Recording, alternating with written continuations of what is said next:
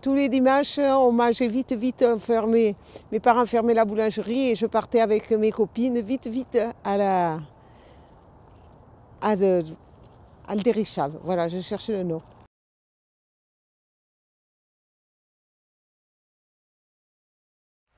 Et puis bon, après on peut regarder à droite la piscine, à gauche la piscine.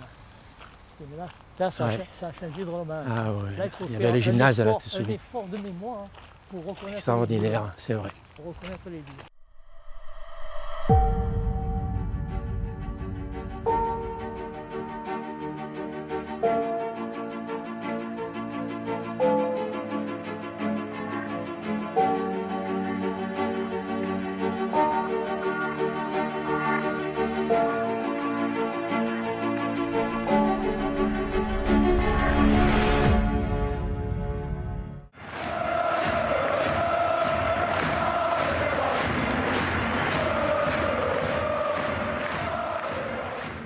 On est à un emplacement un peu particulier là.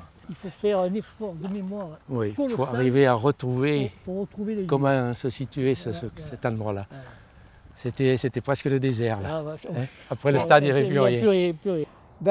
Il y avait une tribune en fer qui faisait beaucoup de bruit quand on y montait et une tribune en dur, en hauteur.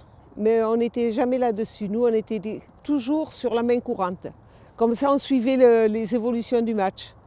On ne restait jamais à la même place. Il y avait les deux tribunes, une métallique qui était, et l'autre, elle était faite par Garibaldi, l'architecte, qui avait fait les vestiaires dessus, mais qui devait contenir 100 personnes. Et puis il y avait la tribune en fer, métallique, qui était même dangereuse, qui a été faite, je crois, par des ouvriers du chantier Provence, je ne sais pas, quelque chose comme ça. Bon, qui était montée, qui avait un toit, voilà, mais elle était un peu plus grande, c'était tout ce qu'il y avait. Je me souviens que le concierge était obligé de faire le feu, d'alimenter le feu toujours pour avoir de l'eau chaude. Sinon, nous n'avions pas de l'eau chaude à ce moment-là. Ouais, là c'était un tas de vétustes. Il y avait 2000 personnes quand même. Mais à ce moment-là, il n'y avait plus rien. Il y avait 10 000 personnes à partir à ce moment-là. Il n'y avait pas comme les cours de Roland Garros, du sable, non. C'était les tout venants. Et quand il pleuvait, et il était plein d'eau, il fallait avec les baromines, je me rappelle, il y avait Cervantes, tout ça là. Ouais, il était à ras de l'étang de Berre, tu vois. Il était à ras. Dès qu'il pleuvait un peu, il y avait ça sur le terrain d'abord. Et les vestiaires, n'en parlons pas. Le terrain, il y avait une partie un peu gazonnée, et puis le reste, c'était de la terre. Pour faire les tacles comme on fait maintenant, c'était difficile. Pas de gazon, bien sûr. Et on entrait par la porte quand on pouvait. Et sinon, par le côté, par la mer, il y avait toujours des petits grillages par lesquels on pouvait passer s'il avait fallu pailler. Voilà. Et puis de toute façon, on allait souvent, à travers les trous, chercher les ballons, parce que des fois, les ballons passaient par-dessus le grillage, allaient dans la mer. Il y avait un pêcheur qui était déjà avec la barquette. Qui était là. Il savait très bien que le ballon, il allait là-bas. Hein. Alors il y avait toujours ce patron pêcheur avec son bateau à rame, là, qui attendait derrière le grillage. Tous les matchs, il les voyait sans les voir parce qu'il était un peu en contrebas, mais souvent aussi il se déplaçait pour aller chercher les ballons. Et une fois, il est allé jusqu'à la CFR.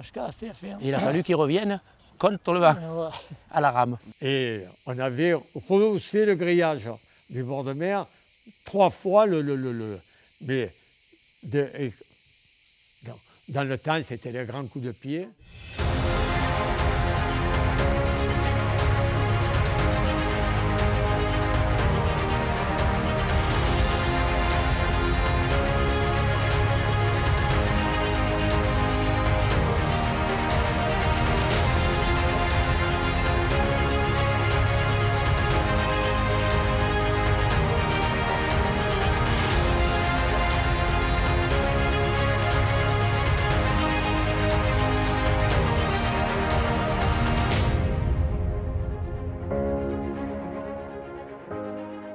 On dit qu'il y a eu des assistances de plusieurs milliers de personnes. C'était vrai ça? Ah oui, j'ai connu un match La Ciotat à Martigues avec un dénommé Schiaparelli, qui était un homme de 1,95 m au moins, là, un grand, pour moi il était immense cet homme. Martigues avait perdu et ça a été la plus grosse assistance que j'ai jamais vue.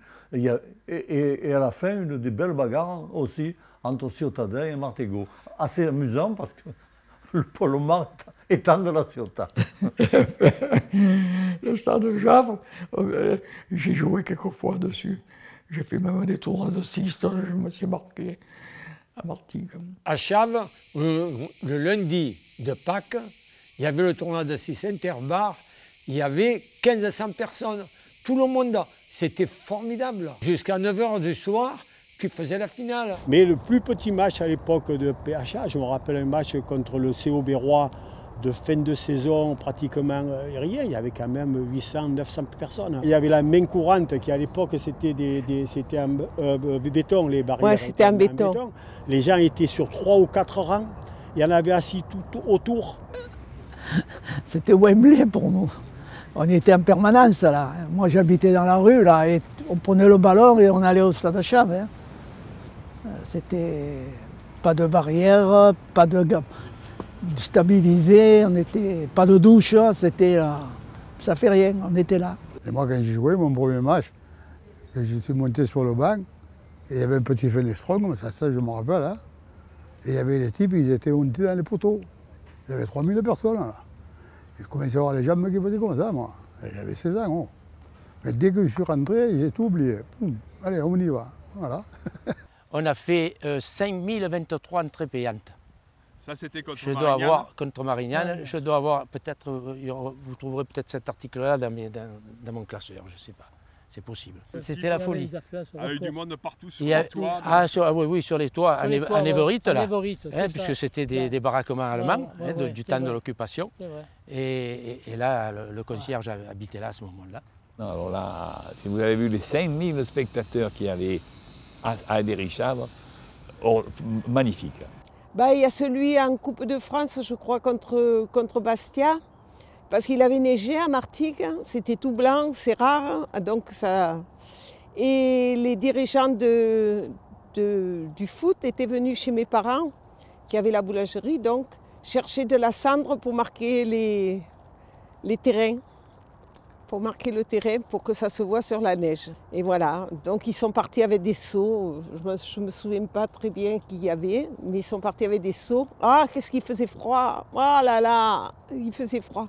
Mais je ne me souviens plus du match, je me souviens juste de l'épisode de la cendre. Il y avait les hommes qui venaient au stade et qui quelquefois étaient suivis de leur épouse. Il y avait pas mal d'épouses à ce moment-là, mais ils savaient aussi que lorsque le match se terminait, il fallait vite traverser Martigues pour aller au cinéma. Voilà. Alors madame voulait aller au cinéma. Donc il y avait le football pour monsieur, la dame était là, et puis il y avait le cinéma pour... Et souvent les femmes et les hommes, il fallait qu'ils courent parce que le pont se levait. Ça allait. Et il restait bloqué quelquefois. Il restait bloqué, il manquait le début du film. Ah, là on était chez nous. Hein.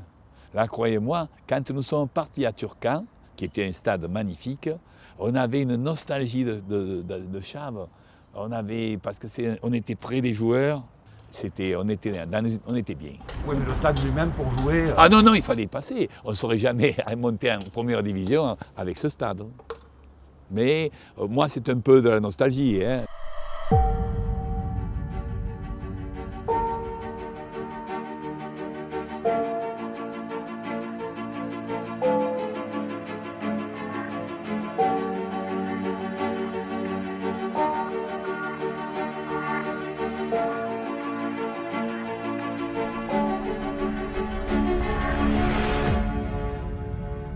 Tu ne reconnais plus là. Ah non.